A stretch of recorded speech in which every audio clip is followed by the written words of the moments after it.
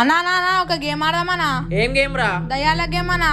ఏం దయాల గేమ్ రా? The mid night game అన్నా. ఫుల్ థ్రిల్ ఉంటుంది అన్న. సరేపా. అలా ఆ గేమ్ ఆడడానికి ఏమేం కావాలి, ఎలా ఆడాలని కునాల్ ఎక్స్ప్లెయిన్ చేశాడు. అండ్ ఒక పేపర్ లో the mid night game and ఎవరెవరు గేమ్ ఆడుతున్నారో వాళ్ళ పేర్లు రాసుకున్నాం. కాకపోతే ఈ గేమ్ నైట్ 12 కి ఆడాలంట.